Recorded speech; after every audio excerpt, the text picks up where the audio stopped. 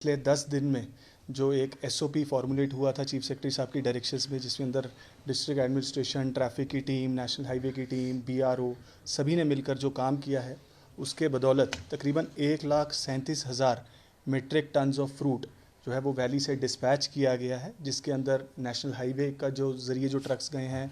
Mughal road के ज़रिए जो ट्रक्स गए हैं, और जो ट्रेन की पार्सल वैन सर्विस है, उन तीनों को अगर मिलाकर के बात करें तो 1,37,000 मीट्रिक टन्स ऑफ फ्रूट को डिस्पैच किया गया है। हाईवेज़ की बात करूं तो एवरी डे तकरीबन 1500 से 2000 ट्रक्स जो हैं वैली में जो एक्यूमुलेट होते हैं, जिसके अंदर फ्रेश फ्रूट भी रहता है, उसके अलावा एम्प्टी कंटेनर्स भी रहते हैं, और जो व्हीकल्स हैं वो सभी रहते हैं। उन सभी को ऑल्टरनेट डे बेसिस पर एनएच और मुगल रोड के ज़रिए जम्मू की तरफ डिस्पैच किया जा रहा है। और ये एसओपी लगातार ट्रैफिक पुलिस के जो कर्मी हैं फील्ड पर उसको मॉनिटर करते हैं, ताकि जैसे अगर नेशनल हाईवे की मूवमेंट आज जैसे श्रीनगर से जम्मू की तरफ है, तो मुगल रोड की movement upwards from Jammu to Srinagar है, और कल को ये पैटर्न रिवर्स हो जाता है, ताकि जो एसेंशियल सर्विसेज जम्मू से वैली की तरफ आ रही हैं उनकी मूवमेंट भी अनइंटरप्टेड रहे और लोगों को किसी किस्म की परेशानी ना हो, और यहाँ से जो फ्रूट ट्रक्स की मूवमेंट है टुवर्ड्स जम्मू वो भी स्ट्रीमलाइंड रहे। नेशनल हाईवे की रेस्टोरेशन का काम भी बहुत तेज़ी से जो है आगे बढ़ाया जा रहा है। आईजी साहब फील्ड पर कंटिन्यूसली उसको नेशनल हाईवे की टीम के साथ और वहाँ की लोकल डिविजनल एडमिनिस्ट्रेशन के साथ उधमपुर स्ट्रेच पर मॉनिटर करते रहे हैं, और जो व्हीकुलर मूवमेंट है उसकी रफ्तार में तेज़ी आई है। जहाँ पहले 1500 से 2000 ट्रक नेशनल हाईवे पे डेली मूव कर पा रहे थे, आज की डेट में 3,500 से 4,000 ट्रक्स जो हैं वो कल रात भी मूव करके पहुँचे हैं श्रीनगर की तरफ। आज भी जितने भी वैली में ट्रक्स थे तकरीबन 2000 के तकरीबन जो काजीगुंड में थे, उन सब की जो रफ्तार है वो जम्मू की तरफ शुरू कर दी गई है, और आज शाम तक जितने भी फ्रूट ट्रक्स थे वो सभी जम्मू की तरफ पहुंच जाएंगे। इसी प्रकार कल की डेट की मैं बात करूं तो मुगल रोड से भी तकरीबन 1800 से 1900 ट्रक्स जो थे वो सभी जम्मू की तरफ पहुंचा दिए गए हैं, ताकि फ्रेश फ्रूट का इवैक्यूएशन है जो उसको टॉप प्रायोरिटी दी जा रही है, ताकि किसानों को, फार्मर्स को किसी प्रकार की दिक्कत ना हो। जो हमारी नई हाल ही में ट्रेन सर्विस जिसको ऑनरेबल एलजी ने शुरुआत जिसकी की थी, पार्सल वैन सर्विस, जिससे ट्रक जो फ्रूट है हमारा डायरेक्टली श्रीनगर से दिल्ली आदर्श नगर तक पहुंचाया जा रहा है, उसके अंदर भी काफ़ी प्रोग्रेस हमारे फार्मर्स ने in collaboration with rail administration की है, और तकरीबन 800 से 1000 टन्स जो है फ्रूट डेली ट्रेन के ज़रिए डिस्पैच किया जा रहा है। और हमारे फ्रूट ग्रोअर्स ने एक डिमांड रखी थी कि श्रीनगर के साथ साथ अनंतनाग और बारामूला में भी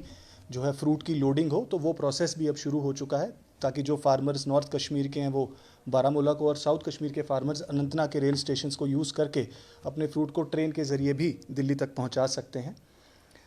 एसेंशियल सर्विसेज की बात करेंगे, क्योंकि पेट्रोल, डीजल और एलपीजी को लेकर काफ़ी सारी र्यूमर्स कश्मीर में रहीं कि शायद शॉर्टेज की दिक्कत आ रही है और कुछ परेशानी लोगों को देखने को मिली। तो मैं बताना चाहूँगा कि आज के समय में हमारे पास एक हफ़्ते का स्टॉक अवेलेबल है, चाहे वो पेट्रोल हो, चाहे वो डीजल हो, चाहे वो एलपीजी की बात हो। और फूड और कंज्यूमर सर्विसेज जो डिपार्टमेंट है उसको मेक श्योर वो कर रहा है कि अवेलेबल रहें सभी जो हमारे पेट्रोल पंप्स हैं, वहाँ पे फ्यूल अवेलेबिलिटी हो, उसकी रैशनल फेयर डिस्ट्रीब्यूशन हो। एलपीजी जो हमारी सर्विसेज है वो भी बिल्कुल पूरी तरीके से बहाल चल रही हैं,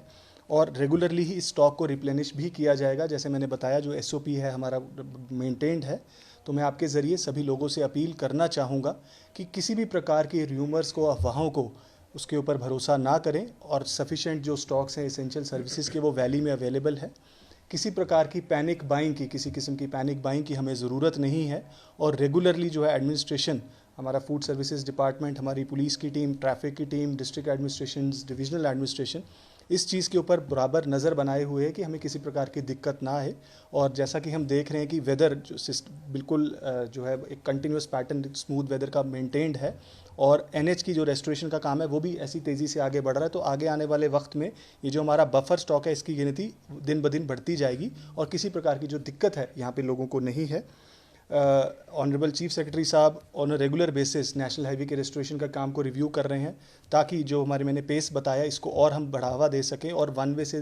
जो ट्रैफिक है उसको स्ट्रीमलाइन तरीके से चलाया जा सके, ताकि फ्रूट ग्रोअर्स को भी कोई दिक्कत ना हो और एसेंशियल सर्विसेज भी मेंटेन रहें। आज ही ऑनरेबल सीएम ने भी इस पूरे मुद्दे को रिव्यू किया है, और डायरेक्शंस पास की गई हैं सभी एजेंसीज़ को कि जिस बेहतरीन तरीके से कोऑर्डिनेशन के साथ काम चल रहा है उसी तरीके से काम बना रहे। और मैं आज यही अपील आपके ज़रिए करना चाहूँगा कि जो सिस्टम्स हैं उसको मेंटेन किया गया है, और जो लोगों ने भी हमें ताउन दिया है उसका भी मैं बहुत शुक्रिया अदा करना चाहता हूँ कि एक जो माहौल बना हुआ था वैली में कंटिन्यूसली, उसको हम उन्हीं लोगों की कोऑपरेशन की वजह से ऐसा माहौल बना पाए हैं और किसी प्रकार की जो दिक्कत है, कोई परेशानी है, लोगों को नहीं हुई है।